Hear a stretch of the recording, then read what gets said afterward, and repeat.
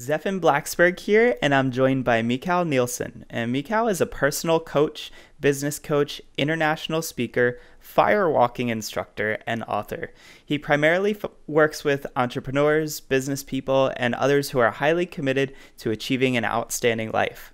With a corporate background in banking, computing, and management, an extensive travel history to over 50 countries, in 30 years involvement in personal development, he has learned his stuff in the real world.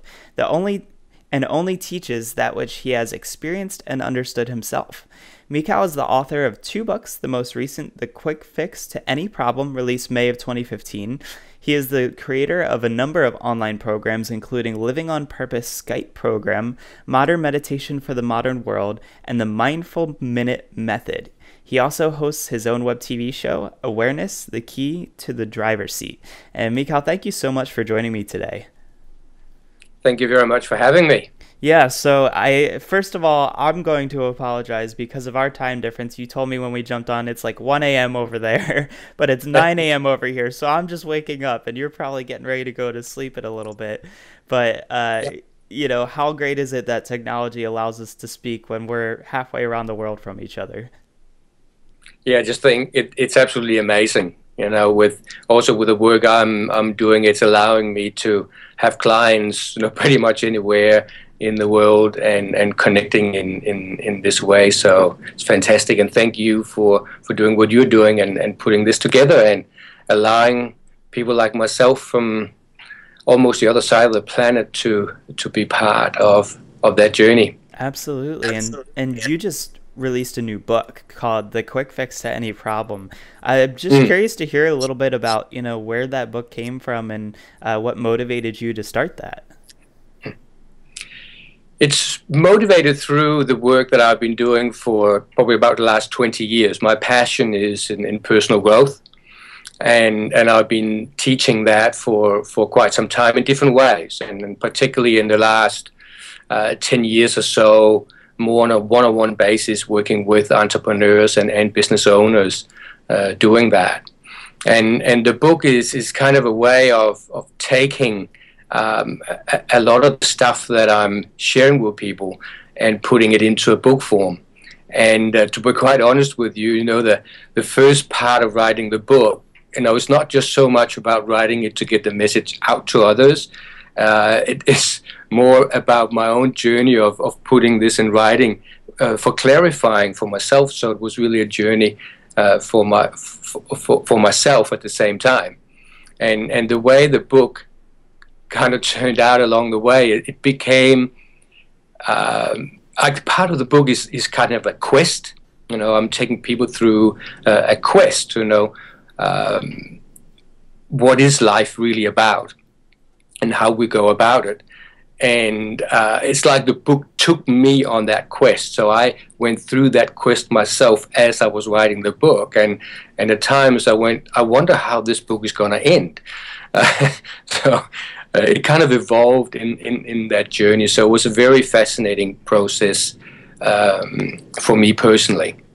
And then, of course, also the idea of being able to get this message out to other people, of taking the essence of what it is that I work with people with, so that other people anywhere around the world can pick it up and take some value out of that. Yeah, absolutely. It's such a great resource to be able to publish a book and to put it out there. And, maybe you give a speech somewhere and they want to learn more, and you could say, well, I already have this book ready to go. So such a good resource. And I know that before we jumped on the call, we talked a little bit about, mindfulness and meditation, and how I think that it would be very hard for us to lead a meaningful life, and I guess more of a peaceful life, without, these two things: being more mindful, being more present in the moment, meditation, and just being able to relax. You're kind of like me, where we both don't really go to sleep until about 2 or 3 o'clock in the morning, not because we can't, but because we're just more functional at that time. But I'm curious to hear, most people lay down in bed 10, 11 o'clock at night, and I feel like their brains are just still turned on. They're just constantly churning out information. So I'd love to hear from you maybe a little bit about, how meditation and how mindfulness can start to impact the brain and getting it to quiet down, and what sort of impacts we see throughout your daily life, in work and relationships with others when it comes to mindfulness. Yeah, very, very good questions. And what a very common feedback I get from my one-on-one clients when I work with them, often for no more than 2 or 3 months, they will come and start telling me that I'm actually sleeping better now. And they kind of almost seem puzzled about it. And so you're right. Many people, they lay down in bed at night and actually they can't sleep very easily because the mind is overactive. And they think that the mind gets really active at night when they go to bed, but the fact is that it's active throughout the day, but they're not aware of it because they're busy doing other things.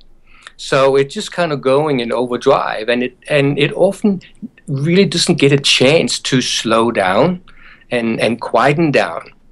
And then by the time you then hit bed and the pillow and there's nothing to do physically, then you become aware of this incredible busyness that is going on in the mind. So it's a very big part of what I coach and what I teach, as being a big part of my own journey with meditation in a number of different ways. Initially through traditional meditation.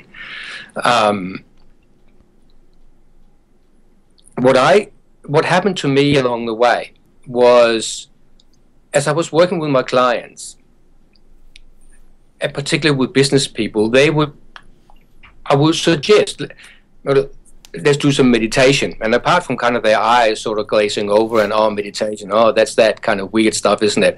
So first I will explain to them what meditation really is, actually, to get them to open up to that, and that works really well.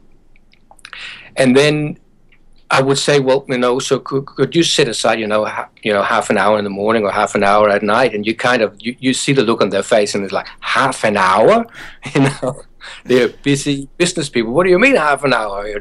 I could maybe do 5 minutes at a push. So I very quickly realized that I need to create something entirely different.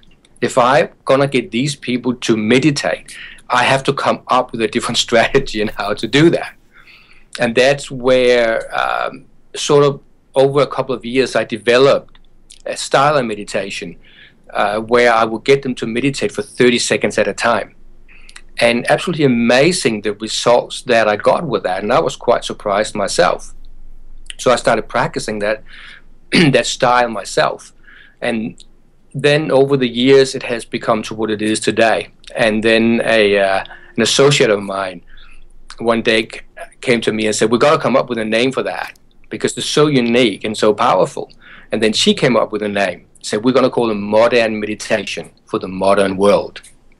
And I kind of like that concept. Again, because the modern world is this world that doesn't have the boundaries of countries or religion or beliefs of any kind. It's like you and I are sitting right in the middle of the modern world right now. And you can do that anywhere. But what is one of the key things that comes with the modern world is a busyness. And it's within that busyness that the busyness then gets in here, and then we can't calm down. Yeah, it's kind of like we've been working so hard all day out here, and then all of a sudden everything inside kind of continues. So like you get in the car to go home and it just doesn't stop. Yes, yeah. So this we call them meditation snacks. So a meditation teacher once told us in a class about 20 years ago, and I'll never forget that. We were all sitting there, for an hour at a time meditating. And then suddenly he says, you're far better off doing 60 1-minute meditations a day than one 60-minute meditation. I will never, because that just made so much sense to me at the time. And I guess that was the beginning of what has created what I now call modern meditation, which is about meditating throughout the day. So that doesn't mean you don't have to do, or you can't do your half hour, whatever you want in the morning. If you want to do that, there's absolutely nothing wrong with that. If we only do those at the beginning or the end, or both, but not throughout the day, it is very difficult in the modern world with the busyness to retain a sense of mindfulness and a sense of presence throughout the day. So the modern meditation are simple techniques that are extremely easy to do, that you can do throughout the day. And they could be as short as just 10 seconds. They can be 1 minute, they can be 2 minutes, but typically most of them takes less than 1 minute to do, which is, we are now in a process of creating something called the Mindful Minute Method, which is going to be a big online program for people, helping them with doing this. So I'm curious to hear from you. I've done meditation in the past. We actually have a great Shambhala center very close to me. And when I first tried out for it, it was interesting to say the least. I walked in, bunch of people, took off my shoes. You walk into this room and they do walking meditation. And I never tried this before, but it started off seated, and we were only seated for about 5 minutes. And once you get into the relaxed state, they have everybody stand up, and you're consciously walking around the room, but you're watching like every part of your foot as it touches the floor and slowly placing it down. And it was amazing to see the process of this all. And I think the first time I went, I, just like many other people, had this thing in the back of my head of like, why am I doing this? What am I here? This is kind of silly. Like, I don't know if I can relax. And so to hear that, you've got a method where this can happen in as little as a minute, I'm very curious to hear what types of things are involved with quieting our minds and getting ourselves into this state of mind, in such a quick period of time, because for me, I think I was there for like a 90-minute session, and it took me probably 20 or 25 minutes to really kind of sink into it and to just be there. Yeah. Again, there's nothing wrong with long meditations. My first meditation retreat that I did was a Vipassana 10-day silent retreat, which was an hour sitting, an hour walking, exactly that, slow walking, an hour sitting, then another hour walking, into that for 14 hours a day. That was my introduction to meditation. And I don't regret that, and I don't say don't do that, but it's a pretty tough one for most Westerners to do that. The thing is, for most people, when they sit, say, in an hour meditation, the question I have is, for how long out of that hour are you actually meditating? And for how long time are you wandering in your mind? Because when you're wandering in your mind, you're actually not meditating in that moment, even though you might be sitting cross-legged in the right position and looking the right way. But if you are somewhere else in your mind, you're actually not meditating in that moment. So out of an hour, most people won't be meditating for more than a few minutes out of that entire hour. The rest, they're drifting off, or then they're coming back to the breathing, and they're drifting off for another minute or two, and then they're back to the breathing or whatever they're meditating on. So the way that I encourage people to do this throughout the day is just taking these little snacks where they just do that 1 minute, where they're actually present for that 1 minute. So out of a minute, you might have 40, 50 seconds of actual meditation and only 10, 15 seconds of drifting. And then that, for that short time, it is amazing how present it will make you and how calm and focused it will make you. So whatever you're going to do for the next half hour, you're going to be more focused doing that. And then you just do another snack half an hour later for another half minute. So throughout the day, it's not going to add up to hours. It's only going to add up to a few minutes. But it keeps you kind of becoming like really focused and still. And then that will drop off after a while. And then you just do another snack, it brings you up. And then it drop off and it brings you up. But it's so you're way kind steadier. It's way more steady. So it keeps you throughout the day. And then if you're doing a good chunk in the morning and a good chunk at night, that just really then anchors that in. So if you're willing to do both, that is absolutely fantastic. There's nothing wrong with that. Yeah. The fascinating thing is that people may think that this is really complicated, but it is not complicated at all. I can teach anybody to do that in less than a minute. And then, of course, I can give you, say 5, 6, 7 different kind of snacks that you can do. And each of those will take a while to teach to do that. But I haven't met anybody yet who can't do it like that instantly. And if you want to do one, we can do one right now. I think we should. Okay. Yeah. So let's do one of my favorite ones. And again, you don't have to worry about your posture. You don't have to worry about that. You can, but you can do this while you're driving. You can do it while you're cooking. You can do it while you are talking to somebody else. If you're a bit more experienced, you can do it, pretty much everywhere. So if you don't need your eyes at the moment when you're listening to this, you can close your eyes because it's a little bit easier to do with the eyes closed. But if you need your eyes at this moment in time, just keep them open. And then just take a breath. Just take a breath, a conscious breath. It doesn't need to be big or small. It's just a conscious breath. And now become aware of the voice in your head. Do not listen to what the voice is saying, but listen to the sound of the voice itself, as if you were a microphone that is just recording the voice. It doesn't understand what the voice is saying. Just listen to your own voice in your head without any judgment. Now I want you to figure out exactly where in your head that voice is while you're listening to it. So you're listening to your own voice, the voice itself, and find out where in your head is that voice.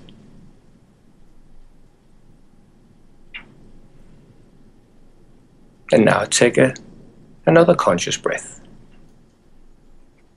And open your eyes.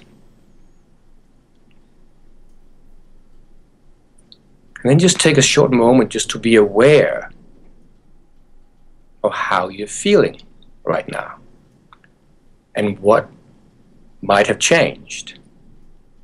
Just be aware of that.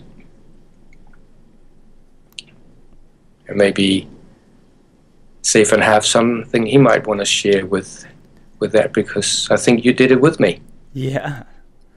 So I'm very self-aware of, things going on with my body and the things I perceive. And so it was interesting to hear you say to, search where that voice is coming from, because I almost felt like I could pinpoint like which part of my head it was coming from. And it surprisingly was not coming from my ears through the headphones. But I almost felt like there's a certain pocket in my mind of where the voice comes from, and that everything else is kind of clear, and it's just like this little section up here of where all the talking is going on. So it was interesting to feel that and just try to be aware of that. It's hard. Did you feel a moment of a stillness or a slowing down of that voice while you were listening to it? I really did, actually, because at first I heard exactly what it was saying, and as I worked towards, making it sound like there was a microphone in the room, I kind of heard it fade out, and it just became like, in Charlie Brown, where the teacher mumbles and just you don't really comprehend what's being said. So I absolutely felt that kind of, I could still hear it. It was still there, but it no longer really had words to it. Yeah. So a level of stillness and a level of calmness comes with that in just a matter of seconds. Yeah. So you can now go and do that exercise, that meditation snack, as many times as you want. And every time you do it, it will create that kind of feeling of stillness. And the more you do it, the more the stillness will come with that. Very nice. And I like that this is something that we can do throughout the day. And I like your perspective on that, because it's kind of like being able to take care of yourself throughout the day. And, imagine if we woke up and we ate breakfast and we said, all right, this is all the food I have for the day. So I'm just going to wolf down a bunch of food over the next, 10, 15 minutes.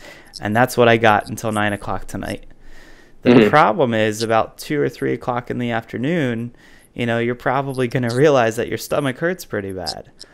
And so I like your perspective in that if we can do this, whether it's once an hour for just a minute or, every other hour for just a minute, it's going to make a huge difference, just like that whole eating breakfast thing. That's why, most people eat at least 3 meals a day. Many of the fitness people recommend 5 to 7 smaller meals a day, it's because our body reacts well to that. And you've got to keep, that steady line instead of this whole up and down thing going on. Absolutely. Yeah. So what sort of applications does this have in my life and things going on? The ability to, relax that voice. We talked about, getting to sleep better. What other sort of effects or results can I see, whether it's in my relationships with others or, just in my working life by, putting this into place? Yeah. So to answer that, I would like to look at what is the essence of meditation, and why do we do it in any style of meditation, whether the modern meditation or any traditional forms of meditation. And when I started looking around in the world in the different traditions, I wanted to find out, what is this meditation really about? If I could find one thing that all of the different traditions had in common, then I said, well, I would be able to call that the essence of meditation. And what I discovered the essence is to be present. So the essence of all, whether it was meditating on a mantra or on a sound or on your breathing or on your body or on a flower or walking, all of that was about you being present in this very moment, doing whatever you're doing. So if that's the case, then you and I can be meditating while we're having this conversation. We can be meditating while we're driving our car, while we're cooking our dinner. Because if we are fully present in this moment, then we are actually in a state of meditation. So I came to the conclusion that meditation is not an activity. It is a state. And then we have meditation practices and meditation tools to get into the state of meditation, which is to be present. Then my next question was then, well, what is the purpose of meditation? And for me, the purpose of meditation is to connect. Why do people want to meditate? Why do they put so much energy and effort into that? It is because the magic, when you are actually connecting with who you truly are, whatever you want to call that, whether you want to call that your essence, or some people want to call it God, or source, or it doesn't matter the label. But that is really what people want, and why people want to meditate. Because when you do that, and when that stillness, people think it's about stilling the mind, but that's really not what a meditation is about. It is about connecting. But if our mind is busy all the time, we can't connect, because it's taking up all the energy and keeping us from connecting with who we truly are at our core. So that is the purpose of meditating, is to get into that connection. Then what are the benefits of that? I mean, those benefits are absolutely endless. Because if you're at work and you are in touch with that, that means that you're in touch with your intuition, you're in touch with your gut feeling, and you'll be making better decisions. You will also have more energy, because you're not wasting a lot of energy in the mind going through these endless loops of worrying about the same thing over and over and over again, and then not sleeping very well. So it makes you more focused, more present. When you're doing that around other people, that also makes you a better listener. And listening is one of those things that I believe is missing in this world. There's a good saying, we've got 2 ears and 1 mouth. There's a reason for that ratio. Trying and listen a little bit. I know I'm in an interview here, so I'm supposed to talk. But a lot of my work is actually about listening to where my clients and the people I'm working with are at. And then hopefully saying the right things at the right time, and then listening to them more than I need to be speaking. And in order to do that, you have to be present. Because I'm sure you know the feeling you're listening to somebody, but you're actually not, because you're already forming the next sentence you're going to say. You're already thinking about how you're going to answer what they're saying. Or you're thinking about dinner tonight and your holiday tomorrow. And all of that while they're talking to you, which means you're actually not fully present. You're not listening to what is being said, and therefore you're not connecting with that person, just like you're not connecting with yourself. And for me, I think that's the key benefits that for me comes with a meditation is that connection to the core of who I am, which I believe is intelligent. It's not that I'm intelligent. It is like whoever created this, I think, was pretty smart. And it's a pretty amazing kind of invention in life itself. And when we are connecting through that core of who we are connected to that intelligence that life is. Because we are life. We are not separate from life. But we are separating ourselves from life through this endless mind chatter. And then meditation is about stilling that. And when you still that, then you come in connection with life itself. And then what are you going to do with that? I mean, you don't need to worry about that, because that happens by itself, because that's what we call intuition or gut feeling. Yeah, and I think that's probably... Intuition and gut feeling is something that happens from time to time. It is not something they access consciously. Right. And that's what meditation does for you if you practice it enough. Meditation can get you to that place where you can access your intuition or your gut feeling consciously, not by accident. And that's got to be where the magic happens, because so many people, I would probably dare to say there's an epidemic today of people who feel meaningless or hopeless or purposeless. And I'd probably bet money that it's because they're not in touch with what's going on in here. They're so busy being distracted by what's up here. And so I think that you've got a really great way to start to turn that around, because now there's no more excuses. It's not, oh, you need a half an hour in the morning or at night. It's you need 60 seconds. And I'm pretty sure, if I took a look around, if I walked out in the street, I could point out hundreds of people that spend more than 60 seconds in the bathroom. So I know that they have time to do that. Yeah, the time is not the problem. Yeah. So my next book, by the way, my book I'm writing at the moment is about time management. A Complete Waste of Time is the title of the book. So yeah, that's that whole concept about time, because where does time go when this stops and you're just, where is time for the baby? Now, to the baby there is no such thing as time, but the baby still get a lot of stuff done in a day, So if we could operate the way the baby does, with the abilities we have as adults, you need to imagine what can be done in that way. And then time is not going to be, it's not the problem any longer. Time was probably our worst invention, I think, because time makes us worry.